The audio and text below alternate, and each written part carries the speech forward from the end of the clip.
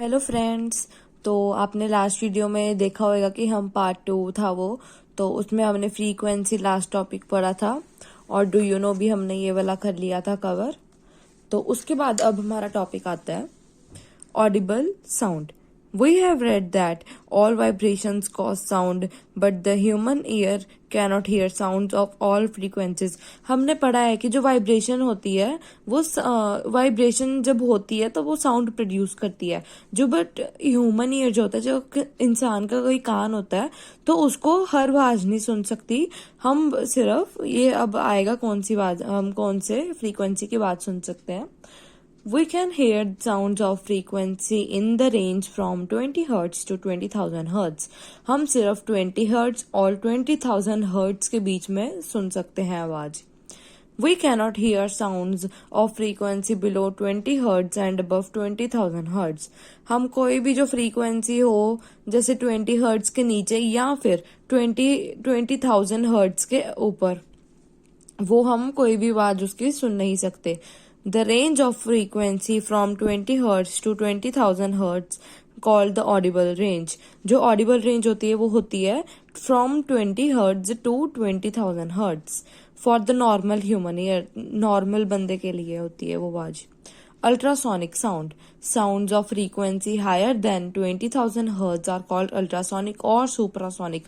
Ultrasonic को suprasonic भी कह सकते हैं। तो sound of frequency higher than, जो साउंड जो फ्रीक्वेंसी से ऊपर होती है 20,000 हर्ट्ज के ऊपर होती है जो वॉइस, वो हम नहीं सुन सकते। Hertz are called ultrasonic sound. We cannot hear ultrasonic sound. ये जो अल्ट्रासोनिक साउंड होती है वो हम सुन नहीं सकते क्योंकि इसकी फ्रीक्वेंसी 20,000 हर्ट्ज के अबव होती है। Some animals like dogs, bats, monkeys, deers, leopards, etc. can hear ultrasonic sound. जो animals like dogs ये जो है etc. वो सुन सकते हैं ultrasonic sound। कैसे? Dogs can hear sound of frequency up to 50,000 hertz. जो dogs हैं उनको 50,000 hertz के up to मतलब ऊपर सुन सकती हैं आवाज। Bats can hear sounds of frequency up to 1 lakh, ये 1 लाख के मतलब नियर अबाउट हो गया, मतलब 1 लाख ही है ये। बैट्स कैन हेयर, ये बैट्स 1 लाख की हर्ट्ज तक सुन सकते हैं। Use of ultrasonic by bats. At night bats easily move without colliding with any object और ऑब्स्टेकल। ऑब्जेक्ट को ऑब्स्टेकल भी कह सकते हैं। ऐसे रात को जैसे जो बैट्स होते हैं वो किसी भी कहीं भी मतलब किसी वॉल में बजते नहीं है, मगर आराम से उड़ रहे होते हैं। वो कैसे? अब ये रीजन है। The reason is that they produce ultrasonic sound as they fly. वो जो बैट्स हैं वो अल्ट्रासोनिक साउंड प्रोड्यूस करते हैं, मतलब जैसे वो उड़ते हैं। When this ultrasonic sound comes back after reflection from any object, जैसे ये अल्ट्रासोनिक साउंड किसी चीज से टकराकर वापस आती है तो बैट को पता चल जाता है। In their way they hear it, वो उनको सुन जाती है, और thus they detect the presence of the object. उनको फिर पता चल जाता है कि सामने कोई ऑब्जेक्ट है and they change their path, वो अपना फिर रास्ता उधर से चेंज कर लेते हैं। इंफ्रासोनिक और सबसोनिक साउंड। इंफ्रासोनिक को सबसोनिक साउंड भी कहते हैं। Sounds of frequency lower than 20 hertz are called infrasonic sounds. जो साउंड होती है 20 हर्ट्ज के बिलो, वो होती है infrasonic sounds. We can not hear these sounds. जो ये साउंड्स है इंफ्रासोनिक, वो क्या कहते हैं 20 हर्ट्ज के बिलो होती है। For example the pendulum of the clock makes 1 vibration in 2 second. जो पेंडुलम ऑफ द क्लॉक है वो एक वाइब्रेशन बनाती है 2 सेकेंड में, ये नोट कर लेना। The frequency of sound produced due to its vibration is 0.5 hertz. ये 0.5 हर्ट्ज प्रोड्यूस करती है। जो द फ्रीक्वेंसी जो होती है प्रोड्यूस वाइब्रेशन के कारण, वो होती है 0.5 hertz. It is infrasonic sound and hence we can not hear it. ये होती है इंफ्रासोनिक साउंड और हम इनको नहीं सुन सकते। फिर नेक्स्ट आते हैं the frequency range of different sounds can be summarized as follows. तो फ्रीक्वेंसी रेंज इधर है, ये साउंड है, बिलो 20 हर्ट्ज होती है इंफ्रासोनिक या फिर सबसोनिक। 20 हर्ट्ज और 20,000 हर्ट्ज के बीच में जो साउंड होती है वो होती है ऑडिबल। अबव 20,000 हर्ट्ज जो होती है वो होती है अल्ट्रासोनिक या फिर सुपरसोनिक। उसके बाद do you know both ultrasonic and infrasonic sounds are inaudible for human beings.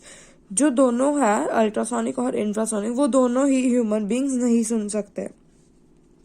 The speed of Audible and inaudible मतलब कि अल्ट्रासोनिक और infrasonic sound is same in a given medium.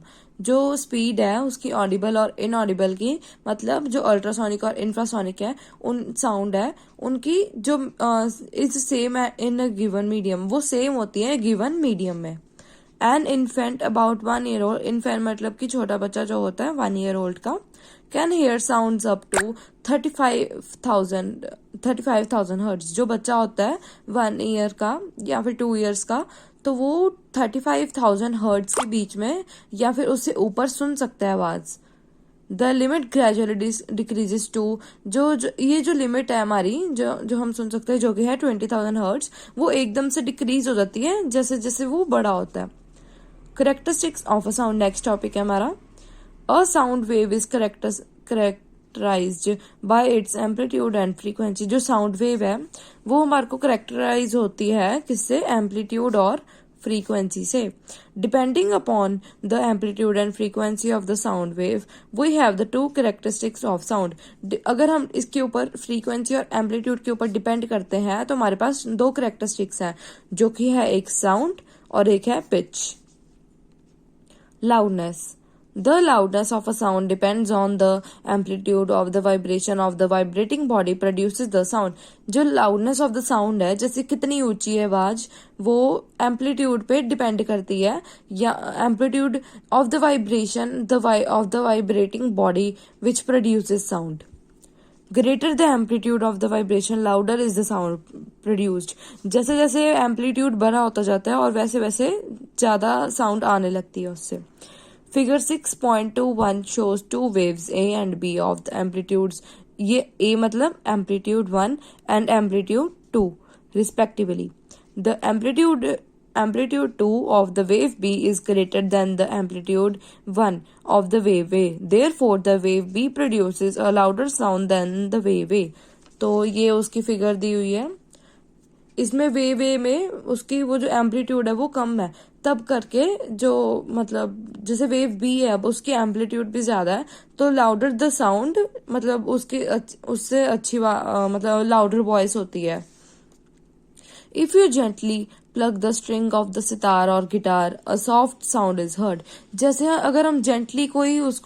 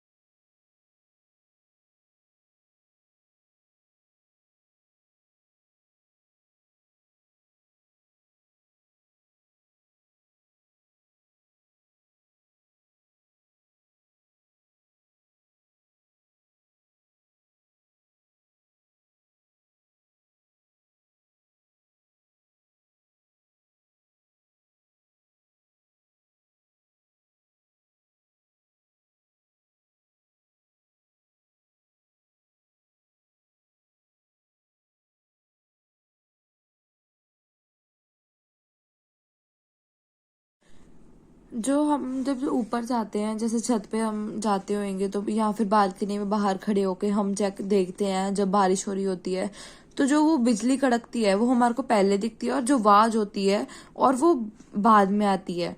तो ये क्यों होता है? क्योंकि लाइट जो होती है वो ट्रेवल करती है फास्टर देन स्पीड, मतलब than sound in the air. It takes negligible time for light to reach us. It takes मतलब वो बिल्कुल थोड़ा सा मतलब टाइम ही नहीं लेती वो हमारी तक रीच कर जाए, जो वो होती है लाइट होती है। While sound takes a much longer time to reach us. जो साउंड होती है वो उसके थोड़ी देर बाद सुनती है, क्योंकि साउंड बहुत टाइम लेती है हमारे को सुनने के लिए। This fact is use to estimate the speed of sound in the air. ये यूज होता है एस्टिमेट, मतलब एस्टिमेट लगाने का speed of sound in air. तो गाइस, तो अब ये हम बाकी अब नेक्स्ट पार्ट में पढ़ेंगे। तो थैंक यू फॉर वॉचिंग।